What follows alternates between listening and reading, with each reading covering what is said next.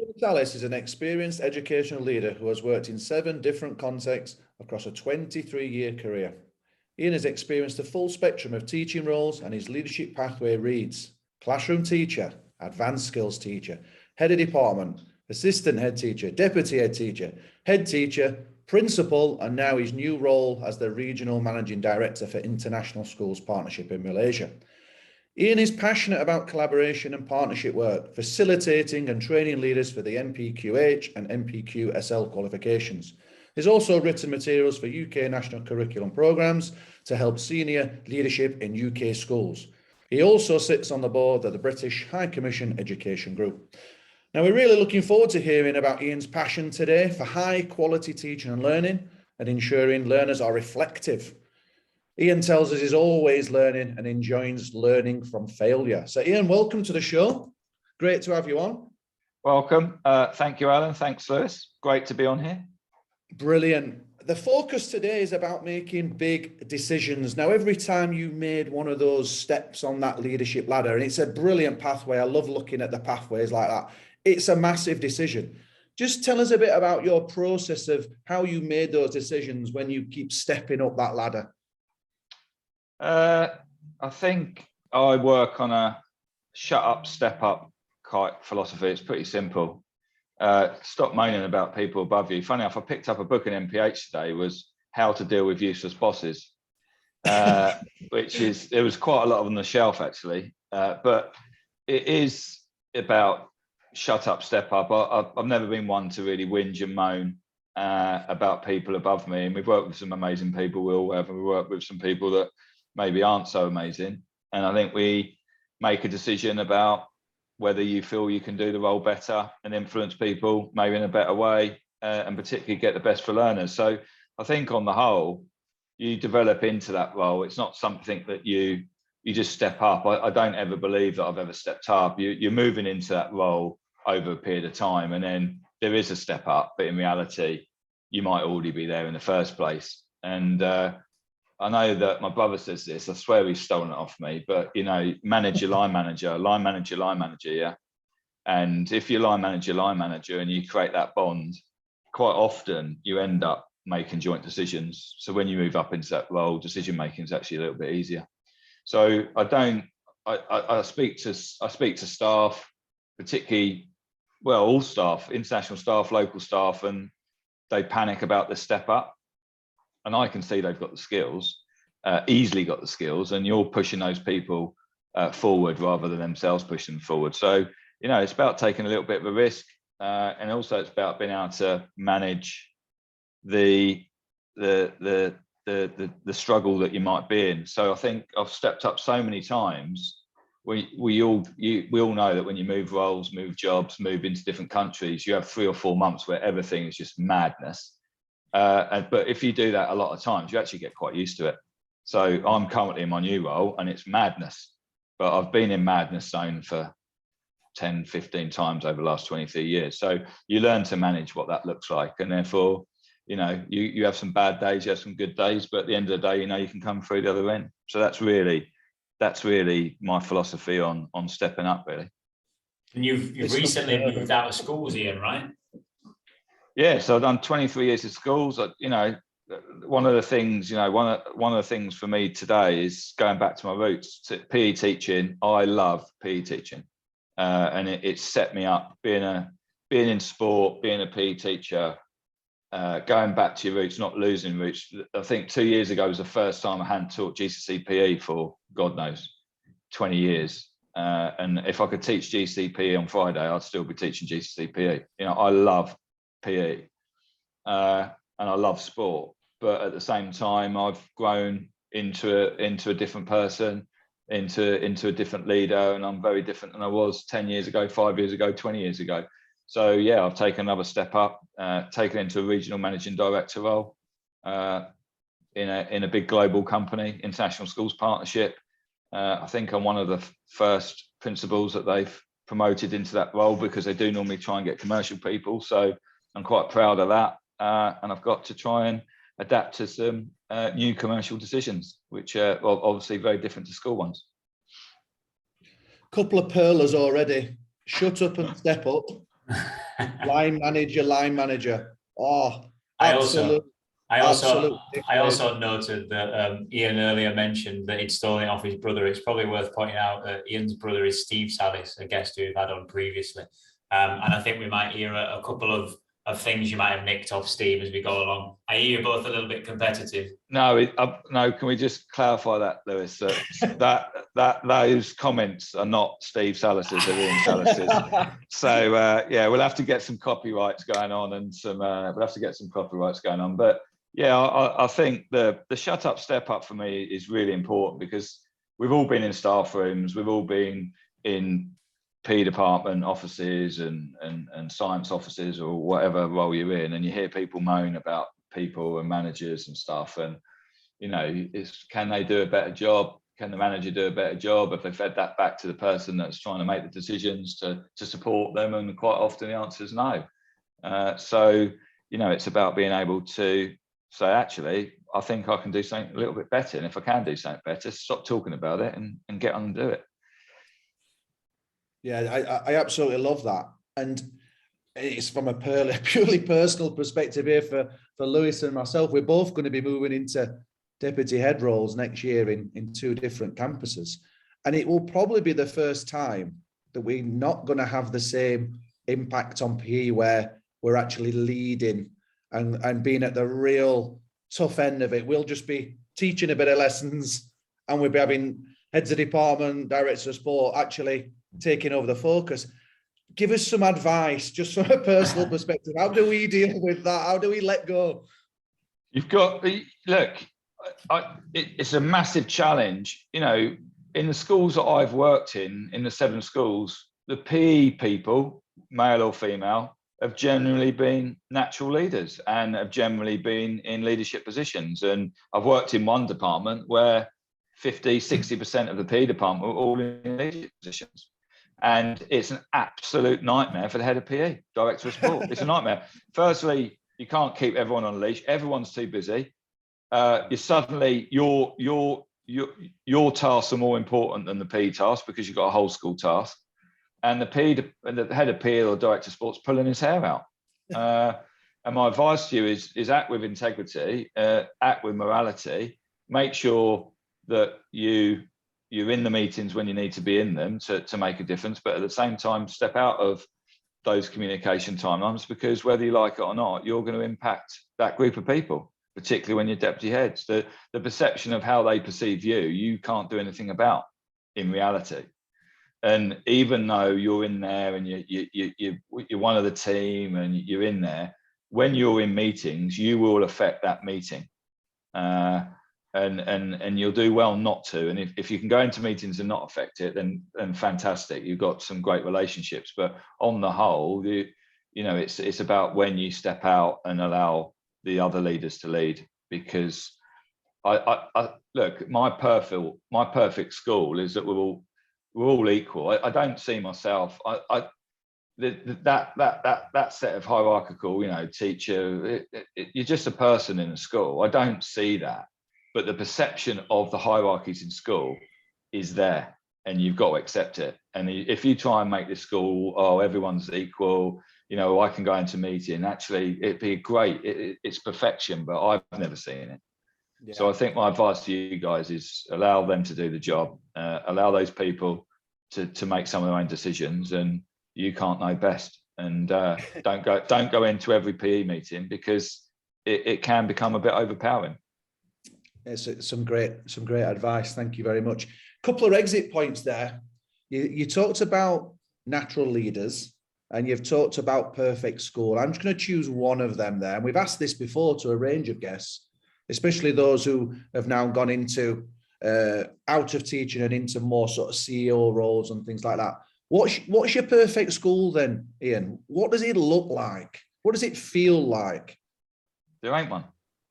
I think you know, everyone like on LinkedIn, like LinkedIn drives me nuts. I mean, I'm on it quite a lot, right? And everyone's talking about, you know, there's too much talking for start. Like, if you're on LinkedIn, can you get some stuff done? Can you make a difference to the kids? So stop getting online and make a difference. Let's get down to the ground. So I think there's a bit of talking, and I'm going back to LinkedIn because this is a perfect school, perfect scenarios, perfect experiences. I don't think we should be going for a perfect school. Schools are highly complex. They're simple in their nature. Make people better. That's what schools are about. Make people better. It's not hard. It's not a hard thing. Just make the people in the school better. Teachers, staff, parents, kids, gardeners, don't care. Just try and make everyone better. So schools are quite simple, but they're highly complex environments, as we know. And there's lots of different connections and challenges. And I don't think you get a perfect school. The perfect school for me is my philosophy, which is the 4 S's. And this luckily is not my brother's philosophy. It's an Iain Sallis philosophy, and it's the 4 S's, and it's that everyone in the school is self-reflective, everyone in the school wants to self-improve, everyone in the school leaves a sustainable impact, and everyone in the school focuses on the students. And it's called the Sallis 4 S's. And if you go into the schools that I've been in and led, if you went into the boardrooms and the meeting rooms, those 4 S's are on the wall. They're everywhere. They're on my strategic plan. They're in my language. So for me, the perfect school is having a community, a group of stakeholders that want to be reflective, want to improve, want to make a difference over time, and do everything for the kids. And I think it's a pretty simple format. So that's my perfect school.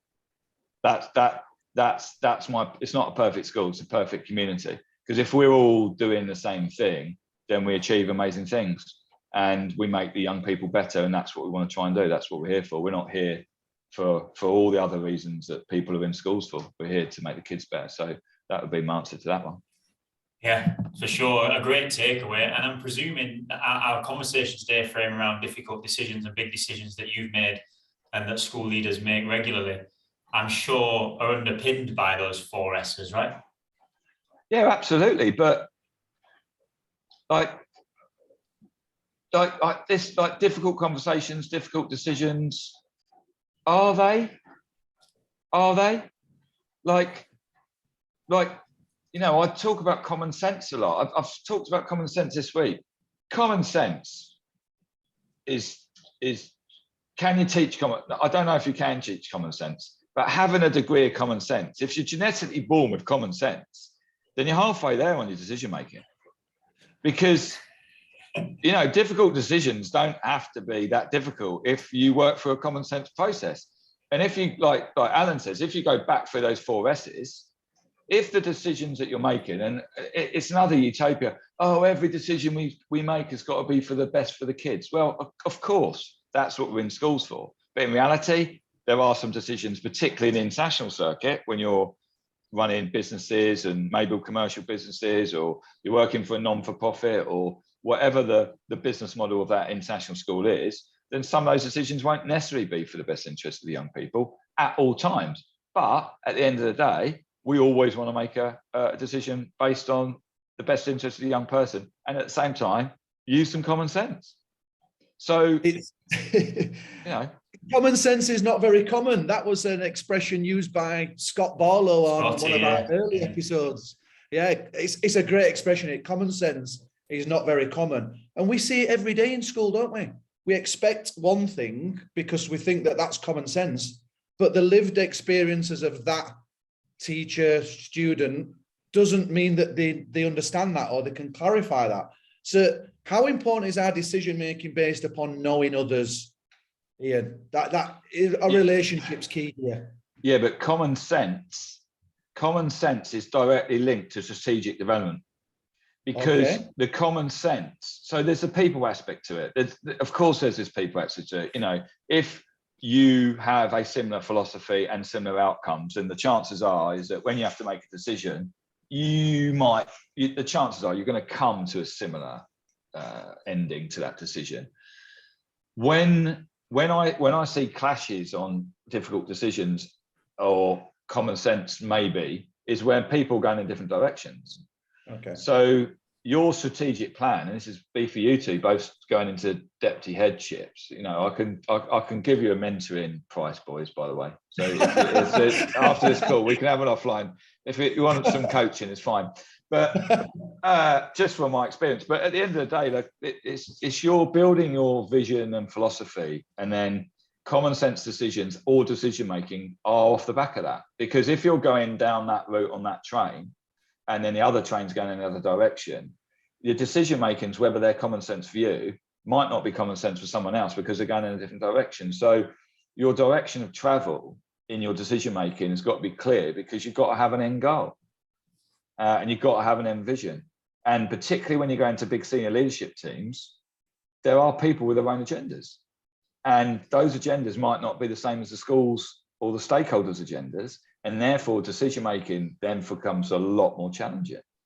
And that's really, so they're all linked up. You've got the personal aspect of rapport building, trust, all those things, philosophy. But actually, I've tended to give a very clear vision and then work out whether people want to be on the bus or not. And if you don't want to be on the bus, I'm not saying my bus is going to utopia. My bus might be going, it definitely be moving in the right direction, but it might not be going to utopia. But your bus might also be going to utopia, but in a different direction, and that's fine. But I need people on the bus. And if you're not on the bus, then decision-making becomes a lot more challenging. Right. So when you say, are they actually difficult decisions, what you're saying is oftentimes decisions are difficult because there isn't an alignment in opinion, there isn't an alignment towards a shared purpose. Absolutely. So give us an example of, or talk us around what would be a difficult decision. Let's say, for example, you have got that alignment, but there's still some tough decisions to be made or a tough call to be made. How do you start to work out what the right decision is and how to put that across? Right, okay, let's just back to basics, right? You see the worst lesson in the world. All right. So, you know, the amount of training and coaching about how to deliver a difficult message to a poor observation or a poor lesson, like there's just books on it, there's tons of it, you know, say something positive, then say something negative, and then leave with something positive. But there was a LinkedIn article this week on that says a complete load of rubbish. Just be honest, like, just be honest. It comes back down to the 4 S's. If you're going to come to me and I've got to make a difficult decision, which probably most of the decisions that are difficult will impact on that individual person you're having the conversation with. If that person doesn't want to reflect, doesn't want to have professional challenge, if I believe that the decision is going to make them better or make the young people better that they sit above, then it's not a difficult decision, because it comes back down to, I want self-reflective people. You've got to be able to respond to feedback, and therefore we do it. I think I'm making this decision because I think I'm going to make it better for the young people that we serve. And sometimes you might get it wrong. And I have got things wrong. You know, I say a lot. I've been really successful, but I've failed a lot, right? So, you know, you don't get all of it right, but at the same time, you know, what are you going to do? What if you don't make a difficult decision, and let's say it's for a young person, and then you don't have that conversation, and then you go in a different pathway, normally that person comes back and says to you, oh, I wish you would have told me. I tell you what, it would have been a lot better then. You know, 4 months down, it would have been a lot better if you just let me know then, because I think I could have done something about it. And you've gone, yeah, no worries. So, you know, I think over time I've learned that, you know, I am honest. I mean, I'm brutally honest at times. And that's something that I probably need to step back a little bit, and I've got to be a bit more diplomatic at times. But but people know I'm doing it for the right reasons. So if you're making different decisions for the right reasons, they're not personal.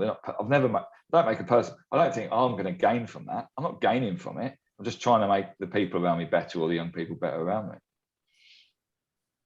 Yeah, I like that brutal honesty there, and being from Yorkshire, we're almost toiled with that, being brutally honest.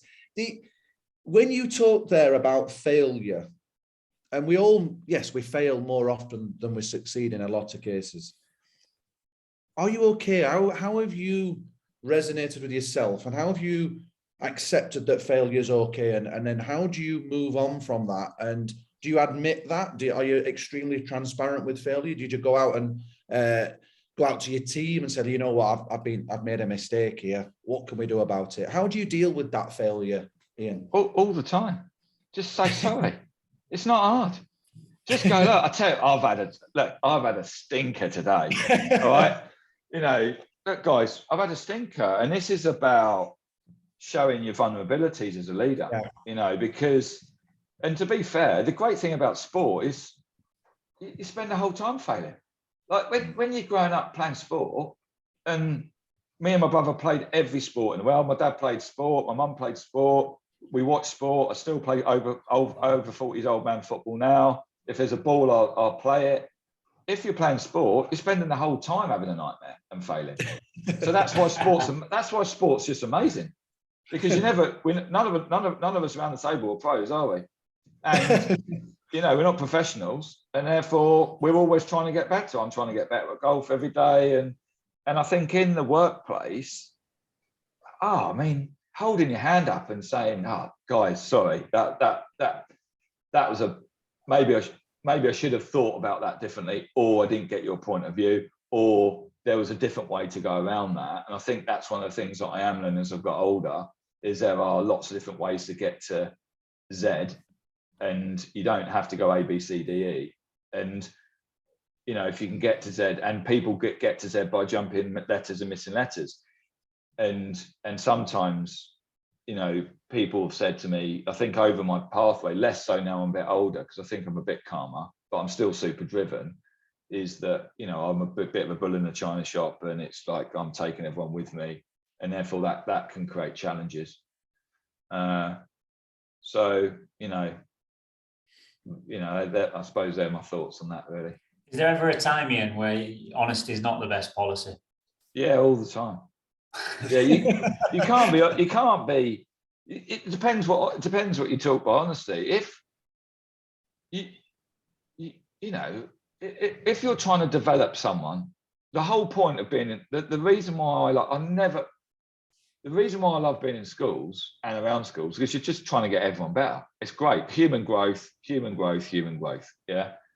So if you're working with someone that's struggling and you know, and in a bit of a bad place, you can't just go and be honest with some of their performances, because you're going to drill them into the ground. So you got to have the empathy and the sympathy, and you got to get it. You got to get how people look. You got to look at people's eyes. I look at people's eyes a lot in conversations, and their face, and actually think, you ain't happy, or you're not happy, or you are happy, or I know you're thinking about something. So, you know, using body language is massive, because you end up breaking relationships. And the problem that I've had is, because I'm so driven, I go too fast, and that just I've got people, like, I'm just dragging people behind me. Like, I'm looking around, and like they're like 5 miles back, and they're hanging on to this bit of rope. So that can cause conflict. So, you know, there's been times in my life where I've caused conflict, or I've gone in. But I think what tends to happen with me in all of my 7 schools is, as you get to know me, you work out where I'm going. But at the start, I'm just like a madman going around, you know, chucking people over my shoulders, which doesn't help. So I've definitely slower at that. And I think that helps with honesty. You don't have to be honest all the time, but I think you've got to be honest with yourself all the time. I think there's a difference. Yeah, no, I appreciate that. And I like your analogy of sort of people clinging onto your rope as you drive them forward. And it makes me probably consider a question of obviously, when you're setting that pace and you're driving in the way that you are, and people are clearly seeing that you're passionate, they still have a decision to make, whether they trust you, whether they think you're right with what you're driving towards, whether they want to be clinging onto that rope or they want to let go. How do you deal with that sort of descent that might be happening on that rope 5 miles behind you as people are getting dragged along? Like you said, you know, you shut up and move up, or shut up and step up, as what we talked about earlier. But you know, you're going to be having some echoes, some chambers, some conversations, some dissent behind you of people that aren't keeping up, that aren't getting it, that really aren't happy with the way that you're doing things. How do you deal with that as a leader? Well, you need to look. You don't always have to. deal with it. Because you tell you what you do have to deal with it. If you got 50%, hang on to the rope, and you only got 50%. If you got 8% right behind you and you got 20% hanging on the rope, you got to identify and work with those people to work out what the issues are. And it gets very personalized and it gets very individualized. It gets very, you differentiate your approaches. You know, your leadership styles change to those people that are finding it a challenge. And it, you know, particularly you guys know, when you're on the international circuit, you know, most of the people we speak to are not first language English speakers. So there could be a whole range of reasons why they're in that position. And then how do we individually support that? And how does my language and the people around me language help them to get on the train, get on the bus? But I think, you know, I listen to the High Performance podcast now and other podcasts. At the end of the day, you've also got to expect that, you know, in large schools, you know, the school that I was at before this role, you know, with 2,000 students and 250 staff, that in reality, you're not going to be able to get all 250 people on that. You're just not. It's just the economies of scale and the percentages are going to suggest that you're just not. And when I was a bit younger, I mean, I've been in senior leadership for God knows too long, really, 19 years. When I was a bit younger, you try and get everyone, and then you end up burning energy with those people that potentially aren't going to get on the bus. But the thought is, let's work with individuals and get them better first. And let's give people time to make those adaptations and changes that we need them to make the school or the campus move in a better direction. And you might well get to the end of the line, and they will probably get to the end of the same line if you've got a clear vision and philosophy and language, that actually, you know, you're going to part company at the end of that journey. And that's okay. That's okay. And I think I've accepted that that's okay. It's not okay if 80% of your workforce are doing it, but it's certainly okay if 10% of your workforce are sort of finding it difficult to get on the bus. Is it lonely, Iain? Is it lonely at the top? I've done a bit of research into your background, and it's a very collaborative process by the looks of it. You love working with people. You love being in schools. You're a people person. As you now have moved higher and higher up, how lonely does it get, and how does that then help with your decision making? Or do you still trying to get people involved? Who do you trust? There's so many exit points here. So yeah, is it lonely is my question, really. I'm really lonely. I'm like, I've never used the word lonely ever in my life, because you're in sport, you're around people, you spent your whole life around people. This is the first time that I actually properly go, like, this is proper lonely. And I think being, you know, with COVID, post-COVID, has forced people at home. But we got different work patterns and different work behaviours. And I'm desperate to get in the office. Now we're trying to relocate our offices at the moment. But, you know, we've got a regional team of 30 plus people in the region. You know, we've got legal team and marketing teams and stuff, which I support with the line management of that. And then we've got the 9 campuses. Well, the first week, I've been going into SEP one day a week just so I can see people. I mean, I used to get lonely in my office, and like I would just have to go for a walk, and I normally go down to PE, pick up a basketball, try and show off and do some layups and reverse layups, and then to some like 5-year-olds, and I'll just walk off. Normally I'd miss. So yeah, it's as lonely as you want it to be. I think when you're working in schools, you're always working in teams of people. So schools are great places to work. Sitting in your principal's office in schools at times can be lonely. That I think people underestimate how much independent time you have to do. So you've got to be independently driven, and you've got to be driven. There are times where you could sit there and not do any work. So you've got to have this really initial independent drive to go, you know, if you guys both go and be principals, which it sounds like you're on that journey, that independent drive's quite underrated, because it's very easy to become a manager. Like you can just, like, things come to you, you make decisions, we pass them on. But if you're going to drive the school or drive a group or drive a country of schools, then you've got to have a massive independent drive. You talked there about management and leadership, haven't you? Yeah. What's the difference there? Because I'm just studying this on models of leadership on a master's, and it's tended to go from, the Americans still use the term administration. Oh, I hate that. Administration and management, and it used to be senior management teams, and now it's all gone into, well, if you're not a leader, you haven't got any social capital. It's like, whoa, what's going on here? What's the difference in between management and leadership then? Or is there a difference? Yeah, it's a massive difference. Yeah, look, I think if you work in, like if you take our ISP sort of remit, our international schools partner, we're a big global company. We've got specialists all over the world. We've got specialists in this, specialists in that, strategic specialists, all this. So we've got a lot of frameworks. And then actually, it's just managing frameworks, you know, managing a COBIS inspection, managing the COBIS framework, managing the CIS framework, managing whatever, Fabricia framework, whatever it is. So that's managing. And managing is also people coming to you, your head of HR, your head of facilities, and just making decisions. Leading when you're at principal level or any level really, is when you're sitting there in your office, for me, is going, we need to be better at that. We need to be better at that. I'm going to try and get that better. I'm going to go and speak to that person, and you go out and you make it happen. You just make the change. It goes back to too many people on media talking too much hype. Go and make a difference. Yeah. It drives me nuts. We've got PhD Twitter people. We've got PhD Twitter people that I probably, if we went and spoke to them about what they do in their schools, they won't be leading, that's for sure, but they're talking like a leader. So we need to get people leading and making a difference. And I think that's leading, is getting out your office, talking to people and showing innovation leadership. I talk about innovation leadership a lot.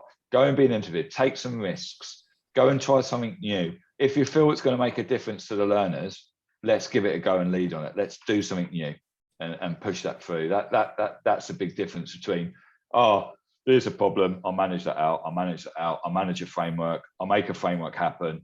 You know, I can get all the staff to manage an observation framework and understand it. No, let's go and make an observation framework that works for the learners. Let's make some changes, all right, and not be afraid to make the change. Do you get on board for those decisions, Ian? What does that look like?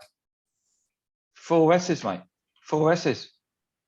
Like, if we're making a change that's going to make it better for a learner or a teacher or a parent, and it's common sense again, just, and also sometimes I think we think too much. Teachers think a lot. Like, it's really interesting coming into the commercial part. Like, the commercial guys, some of the business guys just go, you educationists, you just don't stop thinking about stuff. You're reading too much, you're thinking too much. Can you just, let's make some let's not make some gut choices, but, you know, use the data and analyze it quickly, make a decision. Is it going to make a difference? Is it going to make us better? Right, let's go and do it. And I've sat in senior leadership teams. One of the schools that I worked at in the UK, we would talk about one thing, and it could be any change, a lesson observation format, anything, and we talk about it for an hour and a half. I'm just thinking, Ian, I imagine your meetings for your senior leadership teams and your assistants and your deputy heads when you're a principal were relatively short, or the agenda was quite long. They weren't. The agenda was long. The agenda was long because I do detail. I'm coming across like it's all slapdash and it's stuff. And you need to think about the things. You need to drill down when you need to drill down, but you also need to think quickly, make decisions when you don't. And there are times to drill down and look at the data and really look at the impact on others. And there are other times where there's actually, of course, that's common sense. Let's go and do it, right? So I think you know. My SLT meetings are generally 2 hours long, and they generally have 18 agenda items on them. And we like, what I love, Lewis, is professional challenge and dialogue. And I've always worked in SLT teams where you'll go, Ian, you're talking rubbish. Alan, what do you think? Oh, I don't agree with Lewis or you, to be honest with you. I want to go in that direction. And having some real good professional debates, and that not being personalised. Like, I don't agree with Lewis because I don't like you, Lewis. I don't agree with Lewis because I don't agree with your opinion. It's got nothing to do with you as a human. So creating that culture where you can really have professional dialogue and you're not on edge. If you can get that in your teams, that's just an amazing thing to have. I was going to touch upon that as a topic now, is professional collaboration, whatever you want to call it. We've got situations in our school where we've got we call it collaborative planning in lessons, to plan for lessons, and it's the semantics of it. What do people think collaborative planning actually means, and what an impact does people working together actually have on student learning? And I know you're passionate about this. How important is working together to improve student learning as teachers? Yeah, it's I've had some great experiences. You know, advanced skills. Well, I did my advanced skills teacher early 2000s, and classic. Head called me and went, "Oh, Ian, can you set up some teaching and learning communities?" This is back in the early 2000s, right? No brief, no agenda, no vision, no strategic plan. And he said, "There you go. There's 110 staff. Put them into some groups and get them doing research-based learning, yeah, all that stuff." And I was clueless. I didn't have a clue what I was doing. I didn't have a direction. And we put all these teachers together, and you know, they came out with their own.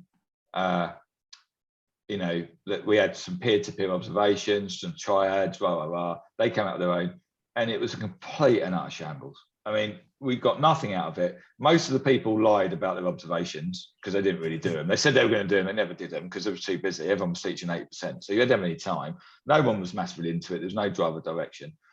And I actually did another set. The school after, I did a similar thing because I was doing my masters at the same time, and we did some teacher learning communities on behaviour for learning lesson objectives.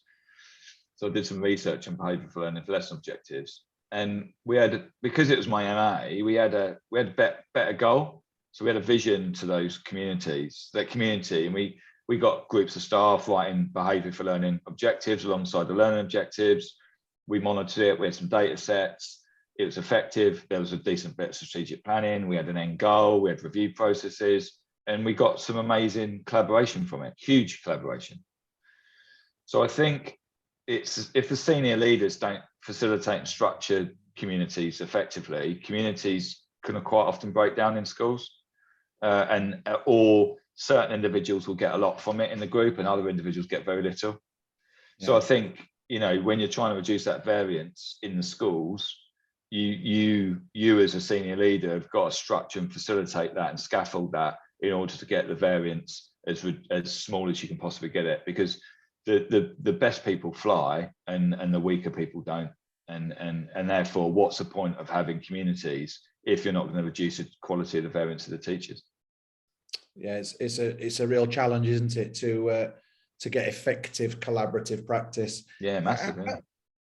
When you're making your decisions as senior leadership and in your new role, how much do you call on other people, or is it still very much on you? Do you have, coming back to the trust word, how important is it to have people you trust around you? And take us through that process of making those decisions from that top end. I don't think you ever have to make a call on your own. I mean, do presidents make a call on their own? Everyone's got an advisor, everyone's got someone that they work alongside on the whole, you know. And, you know, I'm luckily, you know, I'm in a structure where I've got a continent CEO, and I'm in a structure where I had 8 hours, for this particular role, I had 8 hours of interview, and my last 3 hours with a psychiatrist. It's hilarious. Oh, wow. So I had 3 hours with a psychiatrist, and from the psychiatrist, I got a personalized improvement plan solely on me. So I need to listen more, I need to be less driven, I need to be a bit more influential, I need to be a bit more diplomatic, those types of things, right? How did you feel when you received that, Ian? That's who I am. So you know, that's who I am. But the difference is with this role is I'm working with really strong people. I've got 9 campus principals. I've got a regional team that are all experts. I've got, you know, legal experts, HR experts. So the decision-making process actually is generally with the expert. So that's great. And I don't think you really have to make many decisions on your own. I think if you've got a joint set of values and strategic plan, everyone's going in that direction, we can all make the same decisions together. And I know I've talked about that a lot, but that does happen.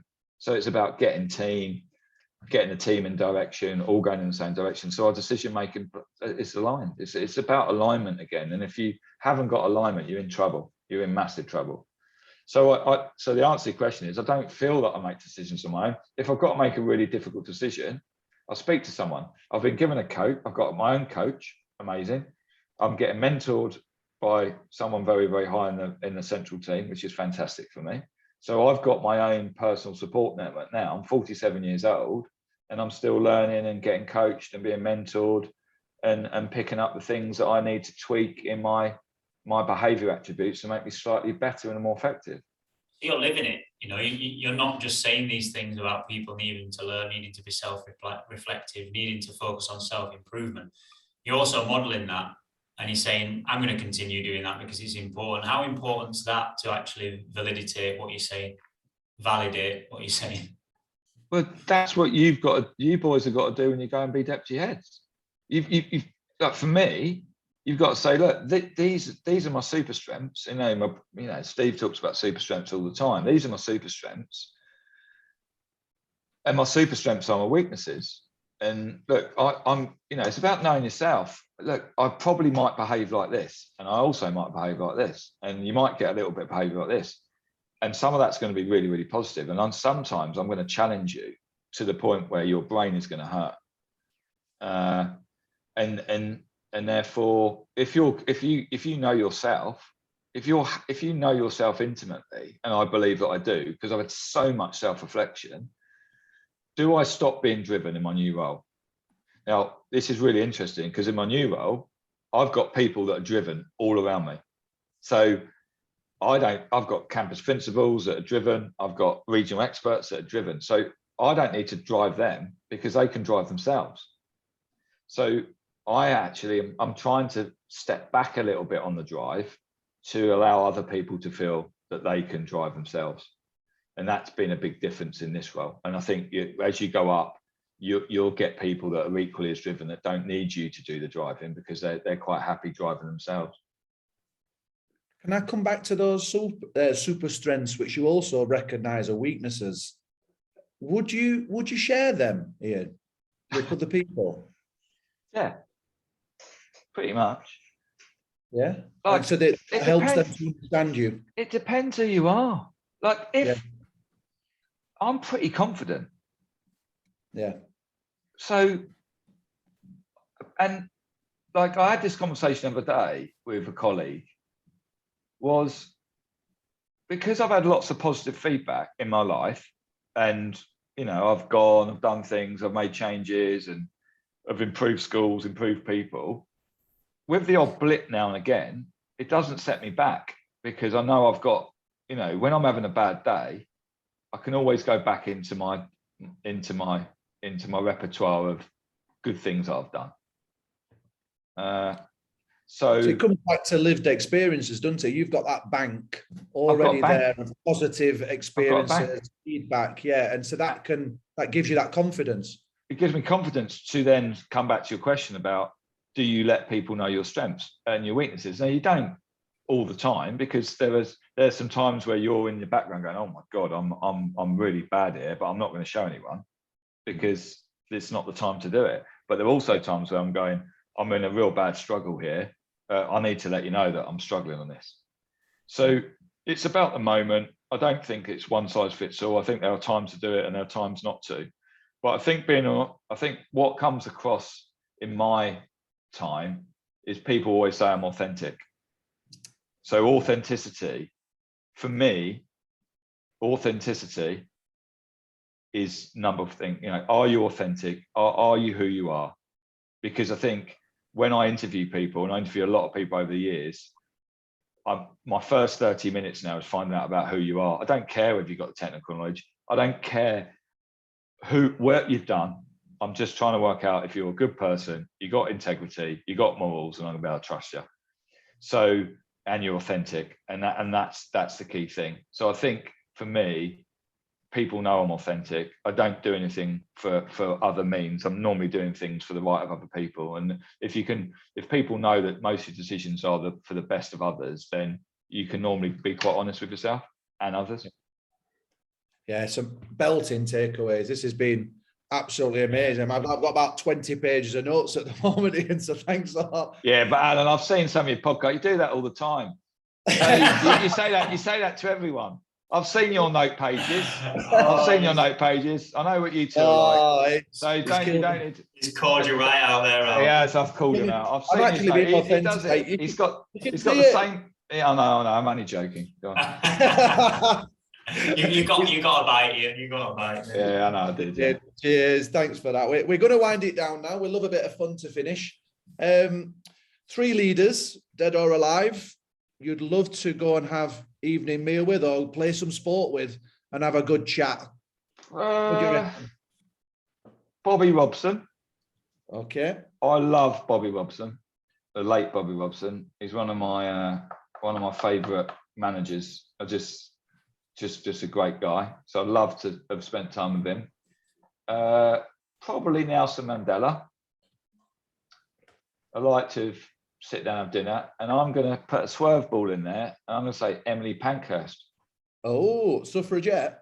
Yeah, because I'm quite passionate about equality. I've always made sure that my teams that I've worked around have got equality around them.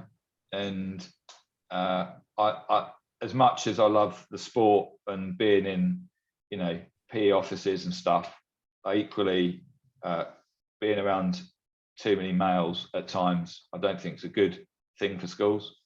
And I'm a massive believer in 50-50 splits in teams. So yeah, Emily Pankhurst would have been an interesting one to see how she dealt with things when she was being chucked in prison quite a lot, trying to get a female vote. If you were to take a billboard at the side of a busy motorway, what would you write on the billboard, Ian? You only live once. You only live once, so just go for it. Just go for it. Stop worrying about stepping up. Just go for it. Go. If you get an opportunity, give it a go. Don't just give it a go. Just dive in, give it a go. Because generally it works out fine. I think you've hit the nail on the head there. I think lockdown did force myself to step up. I spent a long time being a head of PE, and it did take that reflective point to realize, you know what, I've got it in me, and it gave me the platform and the podcast and the articles that we did enable that to happen. So yeah, absolutely. Those bits of advice, certainly I would advocate that. You only live once. Brilliant. Love it, Ian. A really frank and honest chat. Where can people find more information about ISP, about the work you're doing, and about the schools that you're taking care of? Yeah, you can visit internationalschoolspartnership.com. It's a big website, lots of people on there, lots of schools around the world. That's an interesting start place if people are interested and find out a bit more about International Schools Partnership. Obviously, we've got Tenby schools and in Malaysia and Straits international schools, and we've also got Asia Pacific schools in Malaysia. So there's 9 campuses. If you're interested in finding out what they're doing, you can get on their media sites and find them out as well. And I was doing a blog. I had a WordPress, but I have written a new article, so you could find me on Google, but they're normally really bad images of me in dodgy poses in schools, so that it's not very exciting. So I won't do any personal promotion. But yeah, it's been good chatting to you. Fair dues, Ian. Thanks a lot for your time, pal.